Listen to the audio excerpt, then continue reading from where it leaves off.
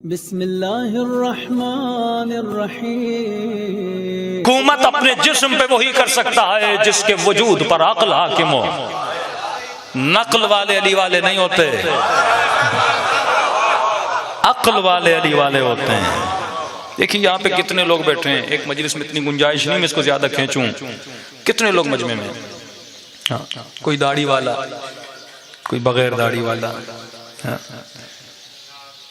कोई शलवार कमीज वाला, कोई पैंट शर्ट वाला, कोई कंगनों वाला, कोई बालियों वाला, किसी के बाल बड़े, किसी के बाल छोटे, किसी की दाढ़ी बड़ी, किसी की फ्रेंच कट। सवाल यह है कि हम जबकि सब अली वाले हैं तो मिजाज अलग अलग क्यों है? कभी सोचा आपने, गौर किया इस बात को? कि हैं तो सब एक मौला के, या ये कहूं कि हैं तो सब एक ही स्कूल के पढ़े हुए, तो हम सबकी ड्रेसेस अलग अलग क्यों हैं? इसकी वजह क्या है? वल्लाह इंसान इंसान है एक चीज की वजह से। एक तो अक्ल है, उस पर मैं कई मजालिस में गुफ्तगू कर चुका हूं। इंसान इंसान है क्योंकि इंसान सवाल करता है। इंग्लिश में कहते हैं क्वेश्चन। गधा कभी सवाल नहीं करता, घोड़ा कभी सवाल नहीं करता, मुझे यहां क्यों ले जा रहे हो, मुझे इस घर में क्यों सुला रहे हो, मुझे घास क्यों खिला रहे हो। इंसान इंसान है ही इसलिए क्योंकि खुद से सवाल करता है। आरिफ काज़मी की मजलिस में क्यों जा रहे हो, ये खाना क्यों खा रहे हो? अगर सवाल करोगे तो यह जहन काम करेगा। मजलिस सुनोगे मजा आएगा, चले जाओगे, क्या फायदा? ये बिल्कुल ऐसे है कि रात को कोई ड्रामा देख लो, मजा आया, अगले हफ्ते कोई और किस देख लो, मजा आया। पूरी जिंदगी का ड्रामों की तरह मजलिस से सुनते रहोगे, मजा आएगा, लुत्फ मिलेगा, खाना खाओगे, न्याज मिलेगा, घर चले जाओगे, फायदा नहीं होगा। फायदा तब होगा जब मजलिस सुनो, रात को घर जाओ, खुद से सवाल करो, इस मजलिस से मैं क्या बना? आयतुल्लाह बहजा से लोगों ने कहा हम इमाम ज़माना को कैसे देखें?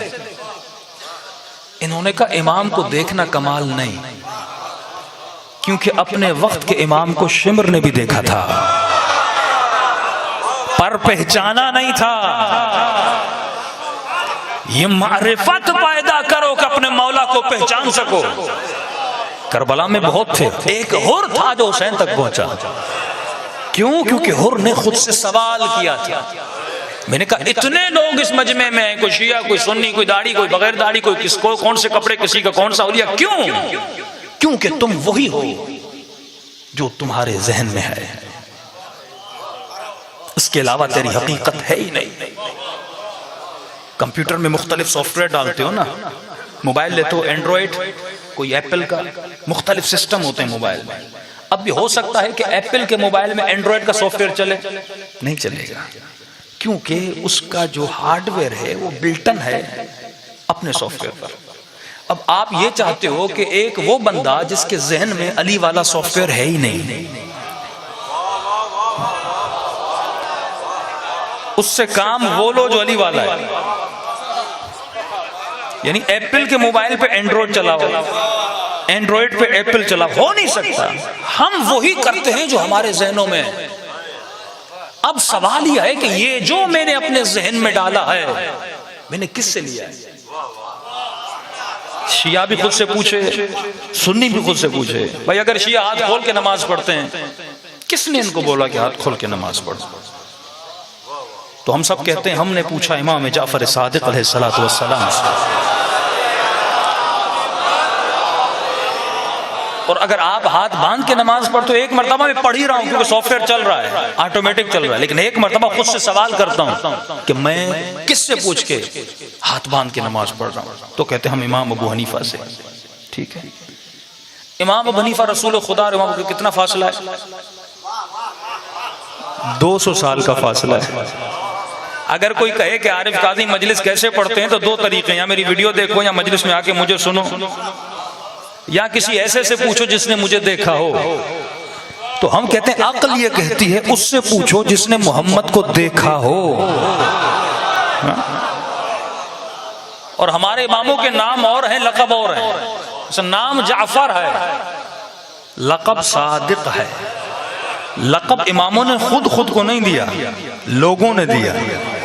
जैसे नाम अली है, लक़ब मिला ज़ैनुल आबिदीन, इबादत करने वालों की जीनत। नाम हसन है, लक़ब बना सखी, क्योंकि सखावत में बहुत ज्यादा आगे थे। तो मैंने किसी अपने दोस्त को कहा, मैंने कहा जब रमजान के रोजे आते हैं तो टीवी पे लिखा होता है ये टाइम है फ़िक़्ह जाफ़रिया का, ये टाइम है मसलन फ़िक़्ह हनफिया का 5:30 5:15। मैंने कहा कौन जाफ़र? कहा ये टाइम है जाफ़र सादिक का, वो जाफ़र जो सादिक है, सच्चा है। मैंने कहा खुद भी कह रहे हो सच्चा है, फिर भी उसकी बातों को नहीं मान रहे हो। इंसान वल्लाह अगर सोचे इंसान को हिदायत मिल जाए तो आप वही हैं जो आपके जहनों में है। न सुन्नी का कसूर है न शिये का कसूर है, जो हमारे जहनों में डाला गया वैसे हम बनते गए। अब सवाल ये जो मैंने अपने जहनों में डाला है वो सही है या गलत है? तो सवाल यह है कि मैं अपने जहनों में इंफॉर्मेशन कहां से लूं, मालूमात जो जहनों में डालूं, कौन सी बुक पढ़ूं, कौन सी किताब पढ़ूं, किससे इल्म लूं ताकि मेरा जहन मारिफत खुदा से सरशार हो जाए। तो हर मुसलमान कहता है इल्म अगर लेना है तो मोहम्मद मुस्तफ़ा से लेना है, इल्म अगर लेना है तो रसूल खुदा से, क्योंकि रसूल का इल्म वही इलाही से मुर्तबित है। ये वाहिद वो जात है जो कहे वो सच है, जिसकी कही हुई बातों में जर्रा बराबर शक की गुंजाइश नहीं है। तो मैंने कहा मुसलमान अगर नबी चला जाए तो फिर किससे इल्म लें? तो नबी खुद रास्ता बता कर गए कि अना मदीनतुल इल्म व अलीयुन बाबुहा, मैं शहर इल्म हूं और अली उसका दरवाजा है। सल्लल्लाहु अलैहि मोहम्मद व आले मोहम्मद।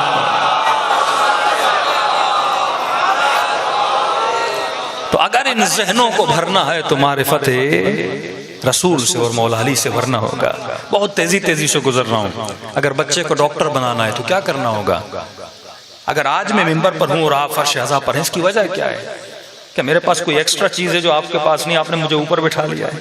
नहीं, आपने कहा इसके दिमाग में थोड़ी बहुत मालूमात है। बच्चे को डॉक्टर बनाना है तो क्या करोगे? वो डॉक्टर वाला इल्म उसके जहन में डालोगे, डॉक्टर। इंजीनियरिंग वाला इल्म जहन में डालोगे, इंजीनियर बन जाएगा। बिल्कुल इसी तरह अगर कोई सलमान बनना चाहता है, अगर कोई मैसा में तम्मार बनना चाहता है, क्या करेगा? जबान से कितना भी अली अली करो, नहीं बनोगे सलमान जब तक जहन वैसा न बन जाए जैसा सलमान का जहन था। सलमान का जहन इतना आला क्यों था? क्योंकि फरमाया सलमान के जहन में अक्ल थी। फरमाया इंसान जिस्म की वजह से तो इंसान नहीं बना। कभी ये मत कहना अपने हुस्न की वजह से, अपनी ताकत की वजह से, क्योंकि दुनिया वाले तुझे गोल्ड मेडल देते हैं जिस्म की वजह से। मुकाबला हुस्न होता है, किसका चेहरा ज्यादा हसीन है। अल्लाह के यहाँ भी मुकाबले हुस्न होगा, लेकिन वह हसीन चेहरे वाले नहीं होंगे। जौन जैसे लोग हसीन बन के बाहर आएंगे। बिलाल जैसे लोग, अरबों को घिन आती थी, बिलाल को दूर कर देते थे कि ये रंग का काला है, इसके पसीने से बू आती है। लेकिन करबला के मैदान में हुसैन अपना चेहरा जौन के चेहरे पे रख के बताते हैं, जौन कयामत में मेरी दादी तुझसे राजी होगी। क्यों? क्योंकि चेहरा में यार नहीं था, एक और पावर है जो उसके वजूद में था। दुनिया वाले किसे रोल मॉडल को गोल्ड मेडल देते हैं, मुकाबले होते हैं, ये पहलवान है इसने अखाड़े में फलां को बिछाड़ दिया। अली ने कभी अपनी पहलवानी पे कोई गोल्ड मेडल नहीं लिया। कहा ज़रबत अलीयन यौमल खंदक अफ़ज़ल मिन इबादिका। ये कौन सी ज़रबत है? ये वही है जब अली के चेहरे पे लाव दहन फेंका था। अली ने ज़रबत को रोक लिया था। जो ज़रबत खालिसतन परवरदिगारे आलम के लिए चली थी। कब मौला फरमाते हैं फुस्तु बिरब्बिल काबा, खैबर का लक़ब बिलाली ने नहीं कहा, बाबे मदीनतुल इल्म बिले ये जुमला नहीं कहा, हसनैन जैसे बच्चे पैदा हुए नहीं कहा। कब कहा? जब इब्ने मुलजिम की तलवार अली के सर पे लगती है। उस फरमाते हैं आज तेरा मौला कामयाब हो गया, क्योंकि लिक़ाउल्लाह की मंजिल पे अली जा रहे थे, मुलाकात परवरदिगार। फरमाया फ़ख्र जिस्म पे न करना, ये जहालत के मुकाबले वाला तबर्रुज न तबर्रुज जाहिलिया। मेरे अजीज, मेरे जवान, आज तो मोबाइल उठा के अपनी जिंदगी में मशगूल है। आज दुनिया का असूल है एनी हाउ, कुछ भी करो बस देखे जाओ। ये दुनिया का असूल है, कुछ भी करो। ये टिकटॉक क्या है, ये प्रैंक्स क्या है, ये खवातीन जो खुद की अपनी इफ्फत को इस्मत दरी करके सिर्फ ये चाहती हैं मुझे ज्यादा लाइक मिल जाएं, मुझे ज्यादा व्यूज मिल जाएं, मुझे ज्यादा सब्सक्राइबर्स मिल जाएं। ये जवान की समझ हर काम करने के लिए तैयार है, बस मेरा चेहरा देखा जाए, मेरा यूट्यूब चैनल देखा जाए। ऐ काश इस इंसान में शऊर होता, इसे ये भी नहीं पता कि जो बंदा मुझे फेसबुक पर यूट्यूब पर लाइक कर रहा है वो कौन है, फासिक है, फाजिर है, शराबी है, अली वाला है, गैर अली वाला है, इसे परवाह नहीं है। दुनिया बस ये चाहती है तू लाइक जमा कर, ज्यादा से ज्यादा लोग तुझे पसंद करें। अब तू क्या करता है तुझे पसंद करें ये माना नहीं रखता। काश इसके वजूद में अकल होती, ये किरदार ऐसा बनाता इसे 1000 लाइक नहीं 1 लाइक मिलता, और वो भी अपने इमाम ज़माना का लाइक मिलता। एक बंदा तुझे पसंद करे और वो ज़हरा का लाल है तो तुझे पसंद करे। क्यों हम ऐसी समतों में जा रहे हैं? क्योंकि वजूद में अक्ल नहीं है। खुलासा कलाम इमाम से पूछा, मौला ये अक्ल क्या है, अक्ल क्या है? फरमाया खाने पे फख्र न कर, भैंस तुझसे ज्यादा खाती है। बॉडी बिल्डिंग करने वाले जवान ज्यादा वजन उठाने पे अपनी ताकत पे फख्र न कर, तुझसे ज्यादा गधा वजन उठा लेता है। फख्र किस चीज पे करना है? तू इंसान है अक्ल की वजह से। फरमाया भूख हैवान को भी लगती है वो फौरन खाता है, शहवत हैवान पर भी आती है फौरन उतारता है, गुस्सा हैवान पर भी आता है वो फौरन चीरता है फाड़ता है। लेकिन तू इंसान है, भूख तुझे भी लगती है, लेकिन खाना खाने से पहले देखना हलाल खा रहा है, हराम खा रहा है, अपने का खा रहा है, सैयदा का माल लूट रहा है। पहले सोचा करना। जिसने ये नहीं सोचा था अहले बैत ने उसे हैवान कहा, कुरान ने उसे हैवान कहा, जिसे तमीज नहीं थी मैं किसका माल गस्ब कर रहा हूँ। इंसान गुस्सा हैवान को भी आता है, हैवान चीरता है और फाड़ता है, गुस्सा तुझे भी आता है, लेकिन गुस्सा करने से पहले सोचना, क्योंकि तेरे वजूद में अक्ल है, और अक्ल एक पावर है, एक विलायत का पावर है जो तेरे वजूद में कंट्रोल को पैदा करता है, जो तेरे वजूद में एक ब्रेक को पैदा करता है। गुस्सा तुझे भी आता है, हैवान को भी आता है, हैवान फौरन अपने गुस्से को उतार देता है। लेकिन तू सोचना जिस पे गुस्सा कर रहा है कहीं वो बाप तो नहीं है, कहीं वो माँ तो नहीं है। वला तक़ूलू लहुमा उफ़्फ़िन का मैं यार तो तेरे सामने नहीं खड़ा। शहवत हैवान को भी आती है, लेकिन वो बेहया होता है, वो फौरन अपनी शहवत को उतार देता है। शहवत तेरे वजूद में भी है, लेकिन सोचना जिसे देख रहा है वो अपना नामूस है या गैर का नामूस है। मेरे अजीज, जिस शख्स में ये ब्रेक है यही ईमान है। जितनी ब्रेक ज्यादा मजबूत उतनी विलायत ज्यादा मजबूत। जबान पर अली का नाम हो लेकिन बंदा शराबी हो। आगा कराती फरमाते कहाँ या अली कहना और कहाँ अली के साथ रहना। या अली करना बड़ा आसान है, अली के साथ रहना बड़ा मुश्किल है। वक्त में किल्लत है, लेकिन याद रखना कितनी भी ऊंचाइयों और दूरियों पे चले जाओ, लेकिन जिस वक्त तू इरादा करता है अहले बैत की तरफ पलटने का, जिसे मैं अपनी जबान में कहता हूँ रिवर्स गियर, बहुत दूर हो जाता है बंदा खुदा से, अहले बैत से। लेकिन जब तू इरादा करता है ना वापस पलटने का, अब इमाम फरमाते हैं जब तू एक कदम आता है हम 10 कदम तेरी तरफ आते हैं। किसी जवान ने मुझे अपना वाकया सुनाया, वाकया सैयदा से मंसूब है। अपने दिलों को तैयार करिए इस वाकये को सुन के कि जब तू उसकी इज्जत करता है, ये इज्जत वही कर सकता है जिसके वजूद में कंट्रोल हो। मौला के हाथ जब बांधे गए थे, अबू जर ने दिफा में तलवार निकाली, तभी अबू जर को मदीने से निकाल दिया गया था। जुबैर जो जंगे जमल में मुकाबले अली में था, लेकिन दिफा अली में जुबैर ने तलवार उठाई। जुबैर कई दिन जिंदा में रहा था। जो ईमान की आला तरीन मंजिल पर था सलमान, उसने तलवार नहीं उठाई थी। अबू जर ने गुस्सा किया, सलमान डर गया। 24 घंटे अली के कसीदे पढ़ने वाले, आज अली के हाथों में रस्सियां, तू डर गया है। आज कहा जाता है ना बड़े बड़े उलमा को, ये डर गए हैं कि सलमान तू डर गया है, तुझे अली से मोहब्बत नहीं है, कोई जज्बा ही नहीं है। सलमान ने कहा मेरी का अबू जर ये बता, तू ज्यादा बहादुर है या अली ज्यादा बहादुर है? ये कोई उलमा को सिखाए कि आप लोग डर गए हो? जिनके पास फौजें भी हों, जिनके पास हुकूमतें भी हों, क्या वो हो सकता है वो डरें? कि तू ज्यादा बहादुर है अली का, अली ज्यादा बहादुर है। कहा कि अबू ज़र तू थोड़ा अली से आगे चल रहा है, इमाम की ताअत यह है कि मौला के पीछे चला जाए। मेरी निगाहें अली के हाथों पर हैं, अगर अली तलवार उठाएंगे तो सलमान तलवार उठाएगा। ये कंट्रोल जिस इंसान के वजूद में हो कि इमाम से पहले आगे न बढ़ जाए, जज्बाती न बन जाए। ये जवान कहता है कि मौलाना मेरा वाकया लोगों को बताइए। कहता है मैं बहुत बदकार था, कोई ऐसा गुनाह नहीं जो मैंने नहीं किया। कहता मौलवी साहब मेरे छोटे से छोटा गुनाह यह था कि मैं अपनी मां को मारता था, लेकिन जब पलटते हो ना वो सीने से लगाते हैं। जब तक जिंदा हो पलटो, सोचो कि जिंदगी में तुमने किया क्या। ये 20, 30, 40 साल की जिंदगी, जिस जगह पे बैठे हो कई कब्रें यहां मौजूद हैं। कभी ये भी जमीन के ऊपर थे लेकिन आज जमीनों के अंदर रहे। करते वही हो जो यहां पे कमा कर जाते हो, अक्ल बना के जाते हो। कहते मौलाना साहब मुहर्रम का महीना शुरू हो गया, मुहर्रम में भी गुनाह करता था। माँ बाप से जुदा कहीं पे घर बनाया था, वहीं पे अकेला रहता था, सिंगल जिंदगी गुजर। दोस्त आते थे, सब आते थे वहां पे, ऐश इशरत अय्याशियां का। 8 मुहर्रम की रात आई, एक दोस्त भी मेरे पास नहीं आया। दोस्तों को फोन किया, क्यों नहीं आ रहे। इसका नाम रजा था। क्यों नहीं आ रहे रजा? तो कहा कि रजा मुहर्रम के दिन आ गए, गुनहगार हम भी हैं लेकिन शर्म आती है,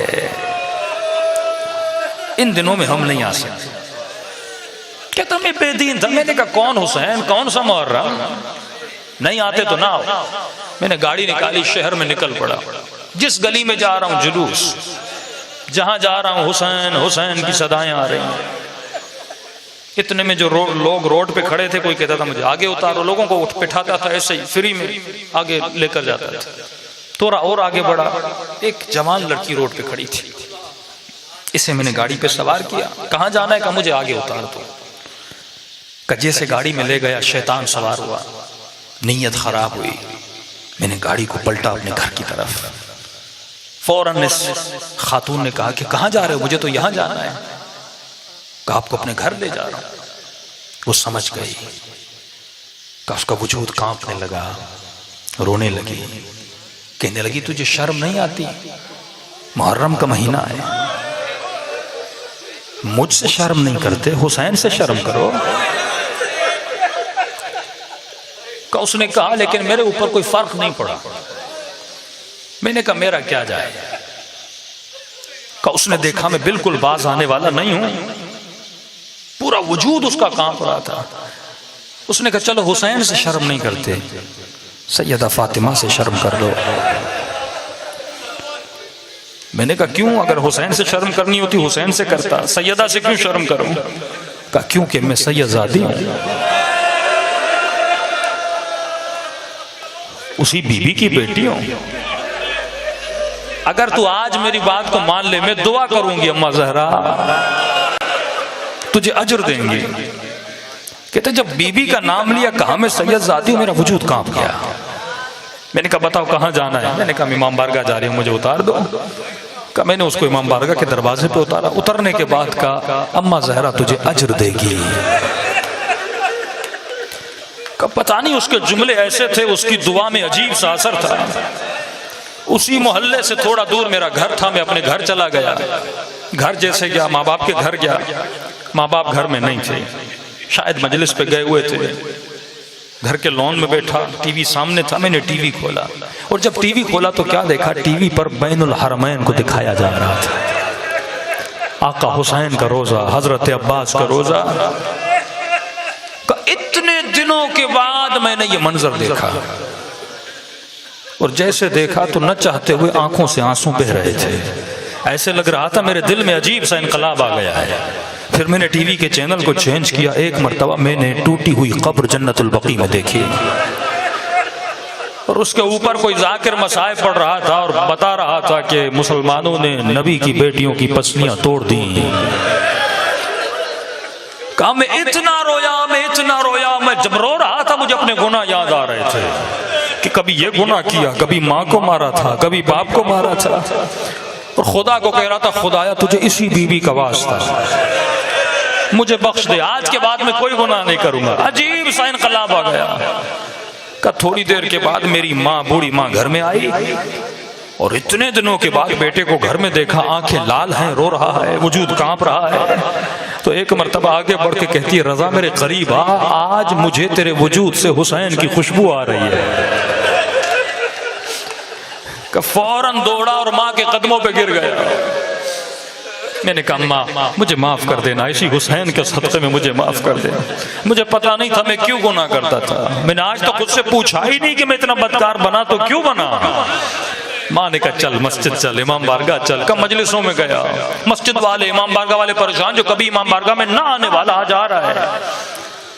कभी हुसैन का 40 करीब था, उसी मोहल्ले का एक काफिले सालार था। उसने कहा रजा तू बड़ा नेक हो गया है, एक बंदे की जगह खाली है, मैं अपने खर्चे पे तुझे करबला ले जाना चाहता हूँ। ये सुनना था। मैंने कहा हुसैन इतने करीम है, अरे काश मैं पहले पलट के आ जाता। 1 महीना नहीं गुजरा, हुसैन मुझे करबला बुला रहे हैं। करबला पहुंचा, बैनुल हरमैन गया, आका हुसैन की ज़ियारत की, मौला अब्बास के रोजे की ज़ियारत की। बहुत रोया अपने गुनाहों पर, बहुत रोया। वापस पलट के आया। 2 महीने फिर नहीं गुजरे, वही काफिले सालार आया, कहा मैं काफिला मक्के ले जा रहा हूँ, तू बहुत नेक है, पता नहीं मेरे दिल में आया है कि मैं तुझे साथ लेकर जाऊं। का तवाफ खाने खुदा किया, फिर मदीने गया। अब जब जन्नतुल बकी गया, टूटी हुई कब्रें देखी, गोया मेरे वजूद में इनकलाब आ चुका था। मैंने कहा बीबी करबला भी बुला लिया, अपनी कब्र की ज़ियारत भी करा ली, और कितना मुझ पे करम करोगी। का सोच ही रहा था ये उसी सैयदजादी की दुआ का असर है। इसने बीबी की बेटी की इज्जत की सैयदा ने क्या क्या अता किया। मुसलमानों ने उस बीबी की इज्जत नहीं की।